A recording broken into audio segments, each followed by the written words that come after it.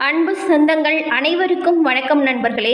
நாம் இன்னைக்கு இந்த பதிவில் குரு பகவானை ராசி அதிபதியாக கொண்ட மீனராசி அன்பர்களுக்கு அடுத்த 15 நாட்களில் நடக்கவிருக்கும் சாதகமான பலன்கள் என்ன மாதிரியான விஷயங்கள் பாதகமாக இருக்கும், அந்த பாதகமான விஷயத்திலிருந்து நீங்கள் விடுபட என்ன செய்யணும், அதை பற்றின முழுமையான தகவலையுமே உங்களுக்காக இந்த பதிவில் நாங்கள் சொல்லியிருக்கோம். இந்த பதிவு நீங்கள் பயன்பெறும் வகையில் அமையும், அதனால் ஸ்கிப் பண்ணாமல் முழுமையாக பாருங்கள். நீங்கள் இப்போ தான் ஃபர்ஸ்ட் டைம் நம்மளோட சேனலை பார்க்குறவங்களா இருந்தால் மறக்காமல் சப்ஸ்கிரைபும் பண்ணிக்கோங்க. மீனம் ராசி அப்படின்னு சொன்னாவே இந்த ராசிக்குரிய கடவுள் தட்சிணாமூர்த்தி. மீனம் ராசியில் உள்ள பூரட்டாதி, உத்திராட்டதி, ரேவதி இந்த 3 நட்சத்திரக்காரர்களும் உங்களோட வாழ்க்கையில் கஷ்டங்கள் வரும் பொழுது தட்சிணாமூர்த்தி வழிபாடை கட்டாயம் மேற்கொள்ளுங்க. குரு பகவான் தாங்க தட்சிணாமூர்த்தி. குரு வழிபாடுங்கிறது உங்களோட வாழ்க்கையில் நல்ல ஒரு முன்னேற்றத்தை கொண்டு வந்து கொடுக்கும். இந்த மீனராசிக்காரங்க கிட்ட இருக்கக்கூடிய நிறைய சிறப்பான குணத்துக்கு எல்லாமே காரணம் யார் அப்படின்னு சொன்னால் இந்த குரு பகவானை சொல்லலாம். ஏன்னா ஒருத்தரோட வாழ்க்கையில் அவங்க முன்னேறுவதற்கான அனைத்து விஷயத்தையுமே செய்யக்கூடியவங்க குரு. இதை தாங்க உங்களோட வாழ்க்கையிலுமே குரு பகவான் மேற்கொள்கிறார். உங்களோட வாழ்க்கையில் வரும் கஷ்டங்களும் இன்னல்களும் தீரவும், காரிய தடைகள் அனைத்தும் விலகவும் நீங்கள் தொடர்ந்து வியாழக்கிழமையில் குரு பகவான் வழிபாடை மேற்கொண்டு வருவதன் மூலம் உங்களோட வாழ்க்கையில் நல்ல ஒரு முன்னேற்றத்தை நீங்கள் காண முடியும்.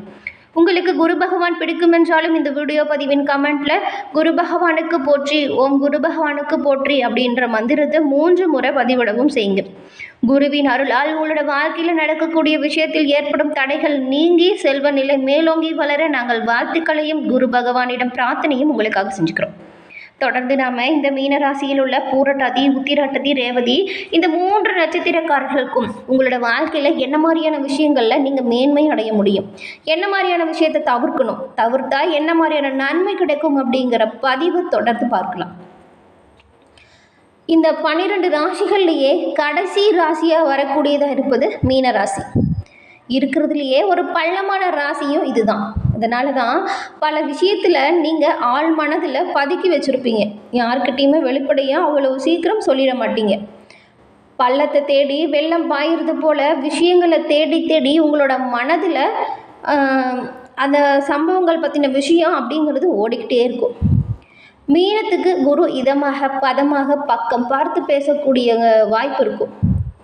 தனுசு திட்டமிடாது திடீர் முடிவுகளை எடுக்குவாங்க. அவங்களே ஏன்டா இப்போ சொல்கிறேன்னு சொன்னால் தனுசு ராசிக்குமே குரு பகவான் தான் அதிபதி. ஆனால் இந்த மீன ராசிக்காரங்க அப்படி கிடையாதுங்க.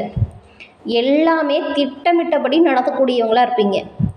வெளி உலகத்திற்காக போலியாக வாழ மாட்டீங்க, யதார்த்தவாதியாக நீங்கள் இருப்பீங்க. நீங்கள் அறிஞ்சிருக்கக்கூடிய எல்லா விஷயத்தையுமே எப்பொழுதுமே எளிமையாக மற்றவங்களுக்கு எடுத்துரைக்கிறது உங்களுக்கு ரொம்பவும் பிடித்தமான விஷயமா இருக்கும். உங்களோட 3க்குரிய கிரகமாக ரிஷப ராசிக்கு சுக்கிரன் வரும் பொழுது, மேலும் இது முயற்சி ஸ்தானம் அப்படின்னு சொல்லலாம். இந்த சமயத்தில் இளைய சகோதரியை பற்றி சொல்லும் இடம் இதுதான். நீங்கள் ஆணா இருப்பின் பெண் இளைய சகோதரியாக இருந்தால் இருவரின் வாழ்க்கையிலுமே கூடுதலாக அதிர்ஷ்ட காற்று வீசுங்க. 4ஆம் இடமான சுகஸ்தானத்திற்கும் தாயை பற்றி சொல்லும் இடத்திற்கும் புதன் பகவான் உங்களுக்கு அதிபதியாக இருக்கார். தாயையும் தாரத்தையும் சரியான முறையில் நீங்கள் அனுசரித்து செல்வீங்க. நீங்கள் சம்பாதிக்க தொடங்கினா நீங்கள் முதலில் வாகனத்தை தான் வாங்குவீங்க. தொடர்ந்து சந்தோஷமாக இருந்தால் உங்களுக்கே ஒரு பயம் வந்துடும்.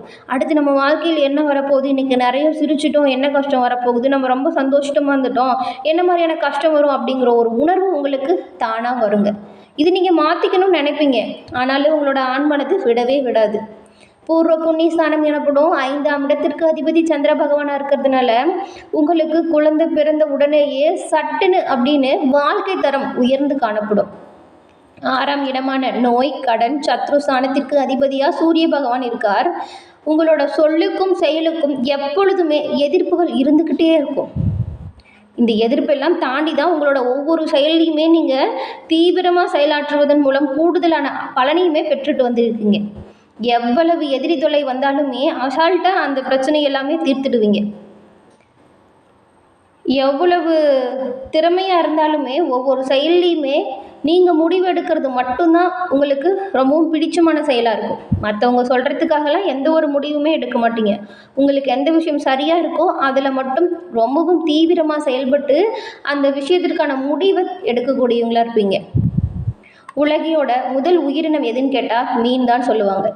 கடல், ஆறு, நதி அப்படின்னு எல்லாவற்றிற்கும் அடிப்படையாக இருக்கக்கூடியதுமே இந்த நீர் தான்.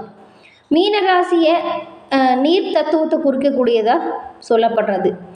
அது மட்டும் இல்லாமல் இந்த மீனராசிக்காரங்க வியாழக்கிழமையில் குரு பகவான் வழிபாட்டை தொடர்ந்து மேற்கொண்டு வருவதன் மூலம் வாழ்க்கையில் நல்ல ஒரு முன்னேற்றத்தை நீங்கள் காண முடியும். இவ்வளவு நிறைய சிறப்பான குணம் படைத்த மீனம் ராசி அன்பர்களுக்கு வரக்கூடிய நாட்களில் ஏற்படும் கிரகநிலை மாற்றங்கள் மூலம் இந்த மாதம் உங்களுக்கு எப்படி இருக்கும் அப்படின்னு பார்த்தா கொஞ்சம் ஏற்றத்தாழ்வுகள் நிறைந்த ஒரு மாதமாக அமைஞ்சிருக்கு. உங்களுக்கு 10ஆம் வீட்டிற்கு அதிபதியாக இருக்கக்கூடிய குரு பகவான் இந்த முறை 3வது வீட்டில் இருக்கிறதுனால உங்களுக்கு கொஞ்சம் சோம்பேறித்தனமாக இருக்கிற மாதிரியாக தாங்க இருக்கும். ஏதாவது ஒரு வேலை வந்தால் கூட சரி விடுங்க அப்புறம் செஞ்சுக்கலாம், சரி நாளைக்கு பார்த்துக்கலாம் அப்படின்னு தள்ளி போடுற மாதிரி இருக்கும். இந்த சோம்பேறித்தனத்தை மட்டும் உங்களோட முயற்சியால் முறியெடுத்துட்டிங்கன்னா இந்த மாதம் உங்களுக்கு ஏற்படக்கூடிய பலன்களை நீங்கள் அனுபவிக்க முடியும். சோம்பேறித்தனமாக இருந்தால் நிறைய பிரச்சனை வரக்கூடுங்கிறதுனால கொஞ்சம் கவனமாக செயல்படுறது நல்லது. 6ஆம் வீட்டின் அதிபதியான சூரிய பகவான் மாதத்தின் முற்பாதியில் புதனோடு 11ஆம் வீட்டில் பயிற்சி ஆகிறதுனால உயர் அதிகாரிகளின் ஆதரவை நீங்கள் பெறுவீங்க. அது மட்டும் இல்லாமல் நீங்கள் பணிபுரியும் இடத்துல பாராட்டும் பெறுவீங்க. சோம்பேறித்தனத்தை முறியெடுத்துட்டு சுறுசுறுப்பாக செயலாற்றுவதன் மூலம் இந்த மாதம் ரொம்பவும் எப்படி சொல்லனா நீங்கள் செய்யக்கூடிய ஒவ்வொரு செயல்களின் விளைவுகளுமே உங்களுக்கு நன்மையாக அமையும். வியாபாரம் செஞ்சிட்டு இருக்கிறவங்களுக்கு சில சவால்களை சந்திக்கிற மாதிரியான சூழ்நிலை இருக்கும். 7வது வீட்டில் கேது பகவான் இருக்கும் பொழுது செவ்வாய் கிரகத்தின் பார்வையால் உங்களுக்கும் உங்களோட வணிக கூட்டாளிகளுக்கும் இடையே ஏதாவது பிரச்சனையும் இணக்கம் இல்லாமல் போகும் சூழ்நிலையும் உருவாகலாம். அதனால் வார்த்தைகள்லையும் உங்களோட செயல்கள்லையும் கவனமாக இருக்கு. 11ஆம் வீட்டில் சூரியனும் புதனும் இணைந்து புதாத்திய யோகத்தை உங்களுக்கு உண்டாக்கி தராங்க. இதன் மூலம் இந்த 2 கிரகங்களின் பார்வையுமே மாத தொடக்கத்தில் உங்களோட 5ஆம் வீட்டில் இருக்கிறதுனால கல்வித்துறையில் நீங்கள் கொடி கட்டி பறக்க போகிறீங்க. நன்றாக படிக்கக்கூடிய வாய்ப்பை மாணவர்கள் பெற போகிறீங்க. இந்த மாதம் முழுவதுமே 4ஆம் வீட்டில் செவ்வாய் பகவான் இருக்கிறதும் இது வீட்டின் அமைதியை கெடுக்கக்கூடிய சூழ்நிலையை கொடுக்கக்கூடியதாகவும் இருக்கும். உங்களோட தாயார் உடல் நலனில் ஒரு சில பிரச்சனைகள் தொந்தரவுகள் வரக்கூடலாம். அவங்களோட மனநிலையை எப்பொழுதுமே கொஞ்சம் அமைதியான சூழ்நிலையில் இருக்கிற மாதிரி வச்சுக்கிறது நல்லது. ராகு உங்களோட ராசியிலையும் சுக்கிர பகவான் இருக்கிறதுனாலையுமே வீட்டு விஷயத்தில் நீங்கள் கவனம் செலுத்துறது நல்லது. வீட்டின் மீது ஒரு கண் வச்சுக்கோங்க, தொழில் மீதையும் ஒரு கண் வச்சுக்கோங்க. குடும்ப உறவுகளில் ஏற்றத்தாழ்வுகள் அப்படிங்கிறது நல்லா தெளிவாக தெரியுங்க. இது எல்லாமே உங்களோட செயல்களால் நீங்கள் முறியடிக்க முடியும். 12ஆம் வீட்டில் அமர்ந்திருக்கும் சனி பகவான் 2வது வீட்டில் இருக்கும் பொழுது குடும்பத்தில் ஏதாவது சொத்து வாங்கும் சூழ்நிலை அமையுங்க. சொத்து வாங்கக்கூடிய விஷயம் எல்லாமே உங்களுக்கு சாதகமாக அமையும். வெற்றி பெறக்கூடிய வாய்ப்பு இருக்குது. நிலத்தகராறு ஏதாவது இருந்தாலுமே இந்த மாதம் நீங்கள் அந்த செயல்களில் ஈடுபட்டிங்கன்னா பிரச்சனைகள் கூடிய விரைவில் முடிவிற்கு வந்துடும். அதன் பிறகு சூரியன் மற்றும் புதன் உங்களுக்கு புதாத்திய யோகத்தை தராங்கன்னு சொன்னோம் இல்லையா? இந்த யோகம் வரும் பொழுது என்ன நடக்கும் அப்படின்னு பார்த்தா நீங்கள் நல்ல புத்திசாலித்தனத்தையும் ஞானத்தையும் வெளிப்படுத்துவீங்க. 2 கிரகத்தோட பார்வையுமே 5ஆம் வீட்டின் மீது விழும் பொழுதும் இது 5ஆம் வீட்டில் உள்ள உங்களோட காதல் உறவு நிலையை குறிக்குது. காதல் உறவு நிலை எப்படி இருக்குன்னு பார்த்தா நல்லா வலுப்பட்டு காணப்படும். உங்களோட காதல் விவகாரம் உங்களோட தாய் தந்தையரின் அனுமதியோடு திருமண யோகத்தை கொடுக்கும் வாய்ப்பையுமே நீங்கள் இந்த மாதம் பெற முடியும். உங்களோட ராசியில் ராகு பகவான் உச்சமாக சுக்கிரனும் அமர்ந்திருக்கிறதுனால காதல் வாழ்க்கையில் ஒரு முன்னேற்றம் ஏற்படக்கூடிய வாய்ப்பு இருக்குது.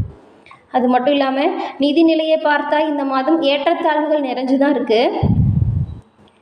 வரக்கூடிய பிரச்சனைகள் எல்லாமே முறியடிக்கக்கூடிய புது தெம்பும் தைரியமும் வரும். உங்களோட நிதி நிலையில் நீங்கள் கொஞ்சம் கவனமாக தான் இருக்கணும். செலவுகளில் கையாளும் பொழுதுமே கவனமாக செலவு விஷயத்தில் இருக்கிறது நல்லது. திட்டமிட்டு செயல் செஞ்சிங்கன்னா இந்த செலவு விஷயத்தில் கவனம் செலுத்தினீங்கன்னா நல்லதாக இருக்கும். மாத தொடக்கத்தில் இருந்து சனி பகவான் உங்களோட 12வது வீட்டில் அமர்ந்து தொடர்ந்து செலவுகளை உருவாக்குவார். உங்களோட ராசிக்கு அதிபதியாக இருக்கக்கூடிய குரு 3ஆம் வீட்டில் அமர்ந்து 3ஆம் வீட்டிற்கு அதிபதியான சுக்கிரன் உங்களோட ராசியிலேயே தங்கி ராசி மாற்ற யோகத்தை உருவாக்குவாங்க. இது போன்ற சூழ்நிலையில் இந்த மாதம் முழுவதுமே நீங்கள் கொஞ்சம் சோம்பலில் இருந்து விடுபட முயற்சி செய்யுங்க. ஏன்னா கொஞ்சம் சோம்பேறித்தனமாக இருக்கிற மாதிரி தான் இருக்கும். எல்லா வேலையுமே ஒத்தி போடலாம், நாளைக்கு பண்ணலாங்கிற மாதிரியான மனநிலை இருக்கும். இதை நீங்கள் தவிர்க்கணும்.